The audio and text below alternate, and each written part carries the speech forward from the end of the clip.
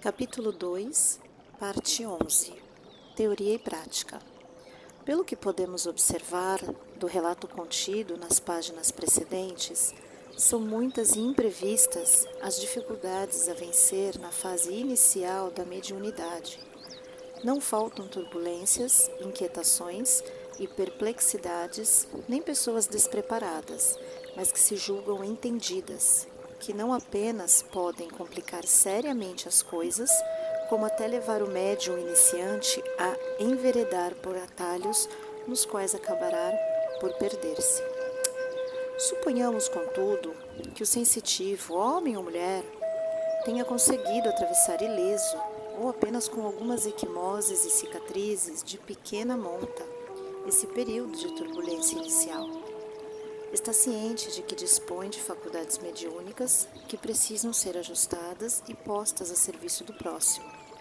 Acabou conseguindo chegar são e salvo a um grupo confiável, onde é acolhido com boa vontade e compreensão. Tanto os livros da codificação como os demais autores responsáveis insistem em algumas constantes que não podem ser desatendidas sem grave prejuízo para o trabalho mediúnico que se programa. A primeira delas é o estudo teórico das questões pertinentes em paralelo com a experimentação. Kardec, em O Livro dos Médiuns, é incisivo. Não há como diagnosticar logo de início esta ou aquela faculdade.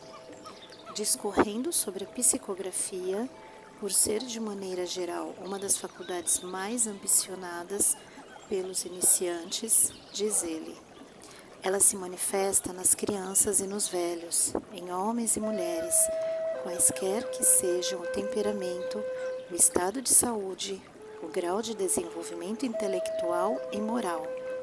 Nenhum meio existe de se lhe comprovar a existência. É experimentar. Lembrando Paulo, segundo o qual o espírito do profeta está sujeito ao profeta, Buddington, usualmente enfático, é ainda mais incisivo nesse ponto ao escrever.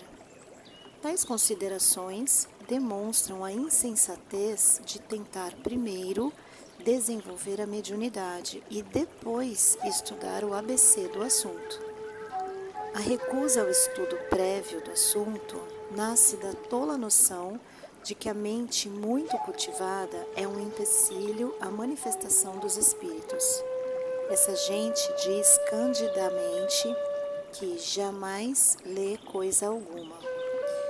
É esta teimosia e ignorância que mantém baixo o conceito do espiritismo.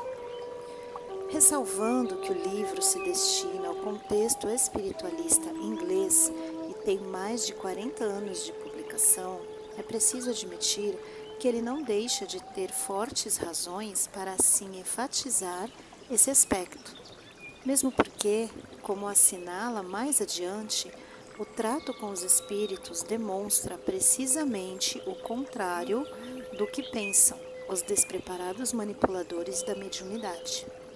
Quanto melhor o cérebro, melhor o instrumento mediúnico. Isso porque os espíritos manifestantes trabalham de preferência com o material armazenado no inconsciente do médium, ou seja, com os recursos que ele possui e que coloca à disposição do manifestante. Quanto melhor a qualidade e a variedade dos conhecimentos do médium, mais fácil e de melhor nível serão as comunicações. O que leva a complicações e até a obsessões graves é entregar-se cegamente à experimentação sem apoio, sem orientação e sem estudo. Muitos afirmam orgulhosamente que não precisam estudar porque aprendem com os próprios espíritos. Não é bem assim.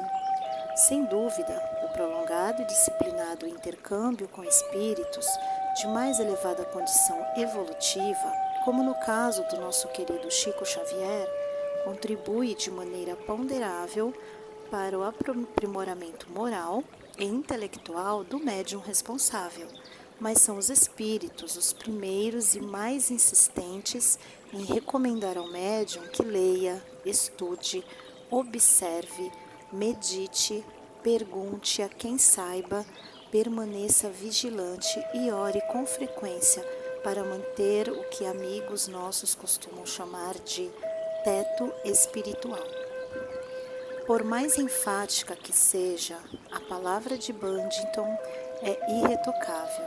É, de fato, insensatez entregar-se à tarefa mediúnica sem uma noção teórica mínima do problema. Em nosso caso, não há desculpa nem evasivas. Dispomos de O Livro dos Médiuns, que deve ser estudado, não apenas lido, pelos médiuns em formação. Logo em seguida, o Livro dos Espíritos. O trabalho preliminar, portanto, consiste em estudo sistemático da doutrina em paralelo com a experimentação recomendada por Kardec.